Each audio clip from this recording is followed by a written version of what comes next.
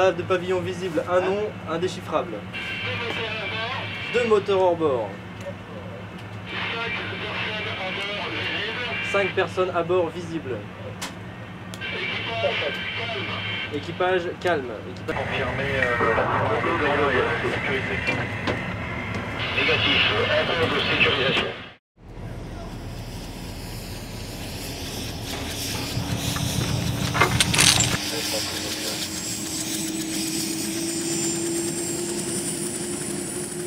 Pour nous, procédure classique. On va se positionner, on se met à l'eau maintenant pour aller se positionner sur son avant. On part sur un point Saturne à 40 nautiques, 1 heure de raid avec normalement la mer bien comme il faut.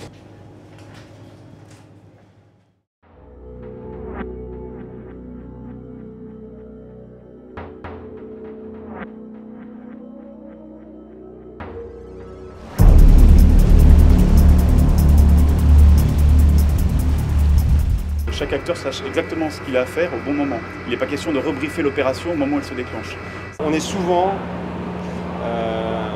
obligé de traiter des cas non conformes. La priorité c'est la sécurité de l'équipe. Pour placer le client, tout bien pris, reçu. Cette intervention est intervenue 2 jours sur une cible d'opportunité détectée par un C-26, donc un avion du RSS, qui est une organisation régionale de lutte contre le narcotrafic et qui part de la Barbade. Le bateau, très rapidement, a pu mettre en œuvre ses moyens. Il semblerait que ce soit la présence d'une présence navale vénézuélienne qui ait fait faire demi-tour au client, qui avait appareillé dans la nuit de dimanche à lundi. Ce qui va être dit dans ce briefing doit rester sous couvert du secret. On a reçu l'ordre de décoller pour aller relocaliser, repositionner la cible et pour ensuite guider l'embarcation des commandos.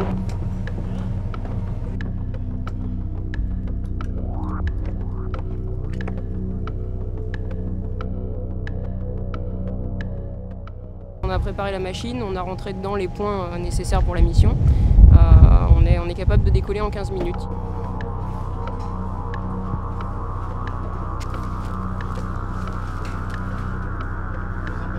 À partir du moment où on va arriver sur la cible, là la tension sera encore plus importante, quoi.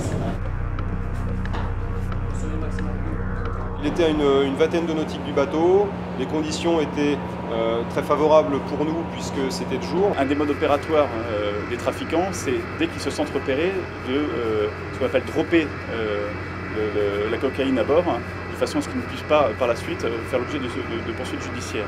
Donc pour éviter ceci, eh bien, on se doit d'intervenir au moment le plus opportun.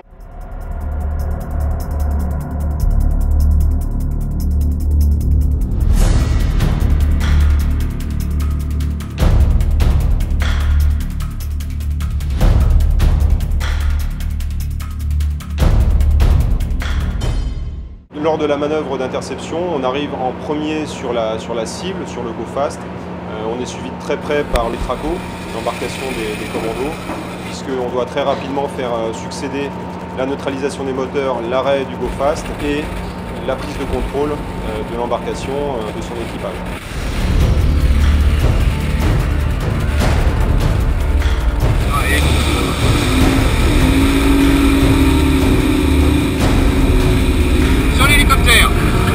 On est en liaison non seulement avec le central opération du bord de la frégate, cette liaison elle nous permet aussi de recevoir des ordres, les ordres d'engagement. Passager en Delta, 2 en Charlie et 1 en Bravo. Donc on a 2 passagers sur l'arrière. Le VAR, tout bien copié.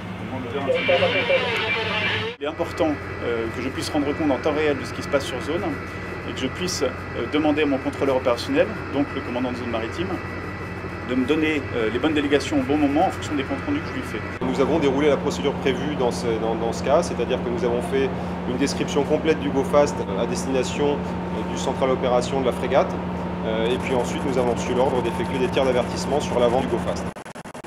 Correction, effectivement, avant tir d'avertissement. Une phase très intense dans laquelle on se doit d'être absolument précis et irréprochable dans la réalisation des tirs, parce qu'il est exclu de risquer de tirer sur les membres de l'équipage du Go Fast. Donc on prend tout le temps nécessaire pour la parfaite réalisation des tirs de neutralisation. À ce moment-là, il larguait des ballots de drogue. Il y en a 3 et l'autre est là-bas.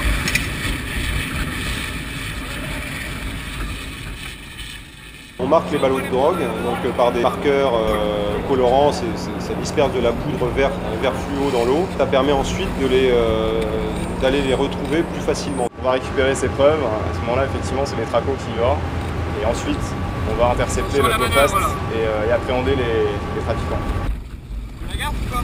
Ouais, traite pas. Au moins pour regarder le film au cas où. Sinon tu me fous le film dans l'eau. Genre. On dégage, avance. Tiens-le et on avance, tiens-le et on avance, tiens-le et on avance. Voilà. Allez, on laisse casser l'air.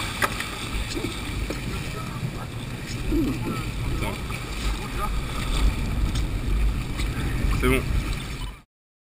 On reste à proximité de l'embarcation GoFast jusqu'à ce que l'embarcation de transport de commando arrive au contact et prenne le contrôle du GoFast et de son équipage.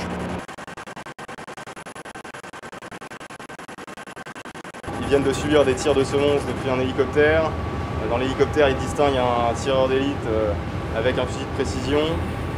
Voilà, généralement, ils sont toujours assez surpris, souvent à batailler avant de se faire stopper, donc à essayer d'éviter de se faire tirer dans les moteurs. Maintenant, une fois qu'ils sont arrêtés, ils se savent un peu à notre merci et restaient sur le GoFast uniquement l'essence, une mini glacière, enfin voilà, qui leur servait de garde-manger avec pas grand chose dedans. Un GPS, unité.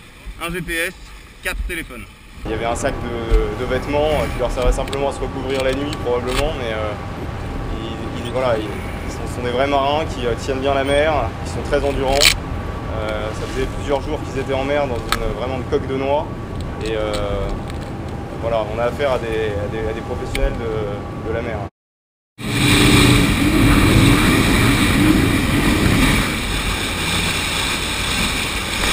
La phase de transfert des retenues est quand même relativement délicate. Il faut attendre que l'organisation du bateau soit prête pour les accueillir. Il y a toute une chaîne de rétention avec les phases d'enregistrement, de douche, de visite médicale, de prise de repas. Ensuite, voilà, on les conduit à l'endroit où ils seront logés.